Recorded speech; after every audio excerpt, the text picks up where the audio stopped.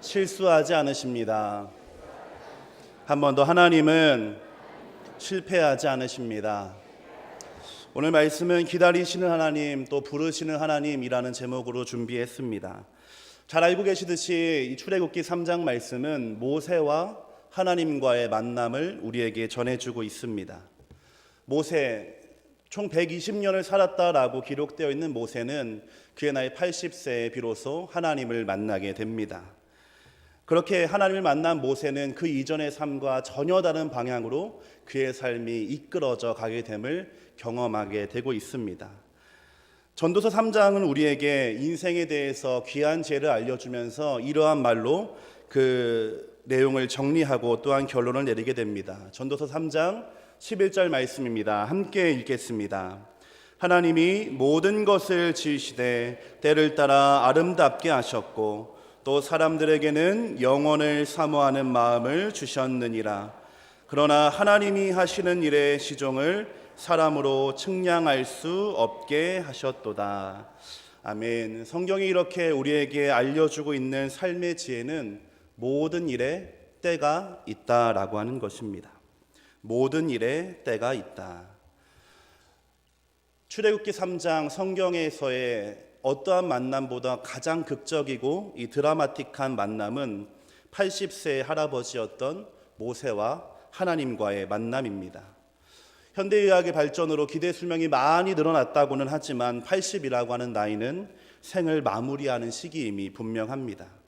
그동안의 삶을 정리하고 또 돌아보고 이제 곧 다가오게 될 죽음을 준비하는 시간 80입니다. 그런데 하나님은 그러한 나이에 모세를 찾아오셨다라고 하는 것이었습니다. 그날은 여느 날처럼 아주 평범하고 지극히 일상적인 날이었습니다. 그러나 예상치 못한 만남은 모세의 삶을 완전히 바꾸어 놓게 됩니다. 하나님이 내 백성 이스라엘을 구하라 라고 하는 명령을 하셨기 때문이었습니다. 잔잔하고 평화롭던 그의 삶에 파문이 일기 시작했습니다.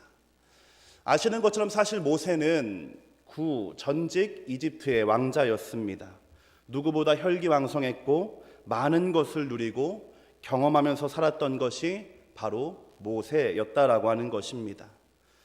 마침 그의 백성들, 하나님의 백성인 이스라엘이 살고 있었던 곳이 이집트였기 때문에 이스라엘 백성들을 구해내려고 하면 오히려 그때가 더 나았을 것 같다라고 보이는 것입니다.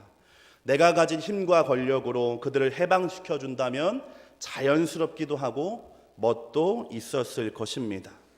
그러나 하나님은 그렇게 힘도 열정도 의욕도 권력도 넘치던 날의 모세가 아니라 이제 80이 되어서 자신의 몸 정도만 건사할 수 있는 때에 그를 찾아오셨다라고 하는 말씀입니다.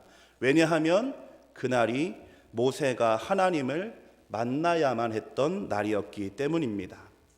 사랑하는 성도 여러분, 또 우리 학생 여러분, 하나님은 실수가 없으신 분이십니다. 하나님의 시간표는 정확하게 움직이고 있습니다.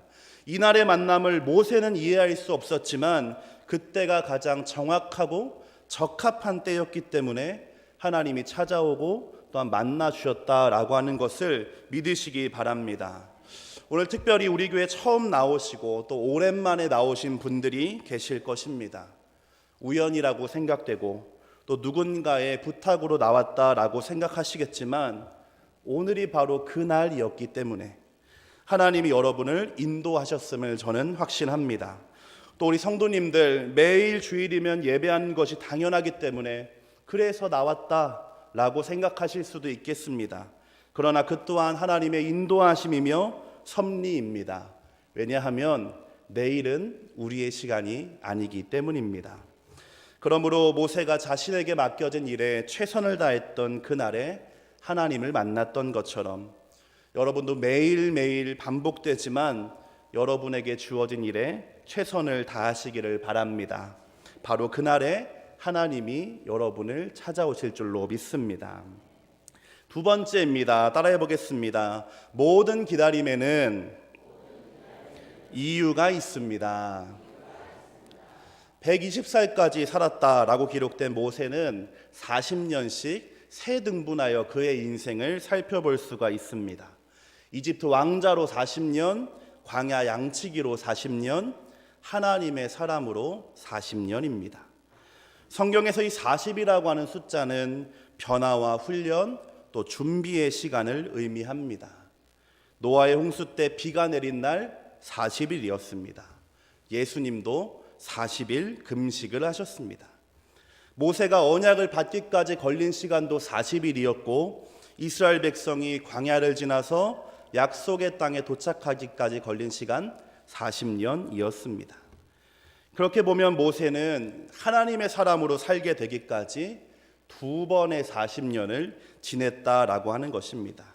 그 말은 모세가 두 번의 아주 긴 시험과 훈련을 통과했다는 의미가 되겠습니다.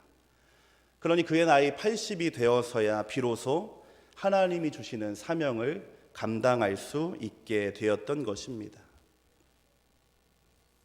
박수 3번 시작.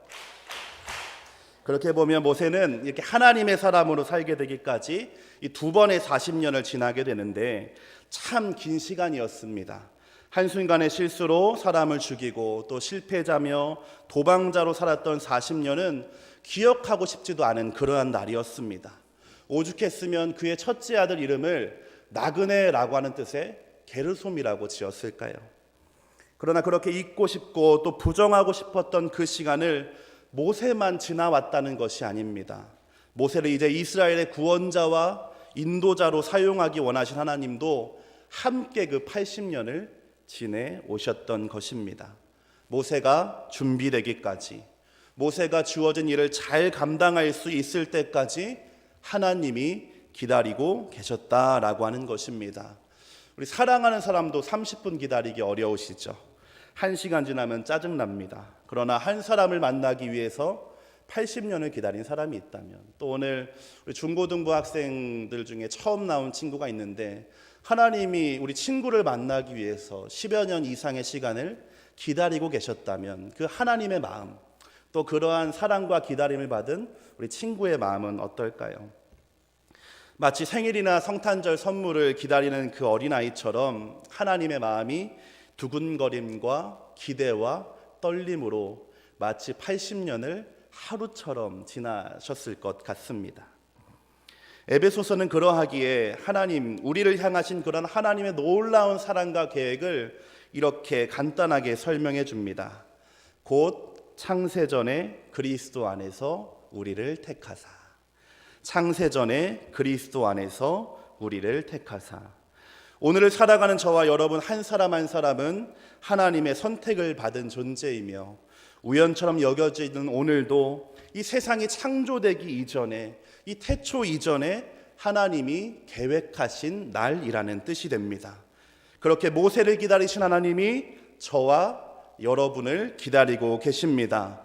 만날 준비가 되기를 기다리시고 믿음이 생기고 자라나기를 기다리시고 모세에게 주셨던 것처럼 이제는 사명을 주실 그 날을 기다리고 계신다라고 하는 것을 기억하시기를 바랍니다. 마지막 세 번째입니다. 하나님의 부르심에 응답해야 합니다. 함께 고백하겠습니다. 하나님의 부르심에 응답해야 합니다. 이렇게 모세가 80년, 또 하나님도 80년을 기다려서 모세를 부르실 때에 모세는 이렇게 대답합니다. 내가 여기 있나이다. 이렇게 모세가 대답했기 때문에 하나님은 그에게 사명을 주실 수가 있었습니다. 사명이라고 하는 것 어려운 말이지만 내가 이 세상에 태어난 이유가 사명입니다. 우리가 살아가야 하는 삶의 방향이 사명입니다. 우리를 창조하신 하나님의 가장 완벽한 마스터 플랜이 사명입니다. 그렇기 때문에 우리 각자가 나의 사명을 알 뿐만 아니라 그것을 이루면서 사는 것은 너무나 중요하다라고 하겠습니다. 긴 기다림의 시간을 지나서 정해진 그때가 되어 하나님을 만난다라고 해도 우리를 부르시는 하나님의 음성에 제가 여기 있습니다 라고 대답하지 않으면 사명을 받을 수 없고 그것을 이루며 살아갈 수도 없습니다. 이것은 마치 출석을 부르는 선생님의 음성에 네 라고 대답하지 않으면 그 자리에 있어도 출석이 인정되지 않는 것과 비슷한 이치입니다. 부르는 것은 선생님의 일이지만 대답하는 것은 학생의 책임이기 때문입니다. 그래서 책임을 영어로 하면 responsibility, 응답하다, 반응하다라고 하는 뜻을 담게 되는 것입니다.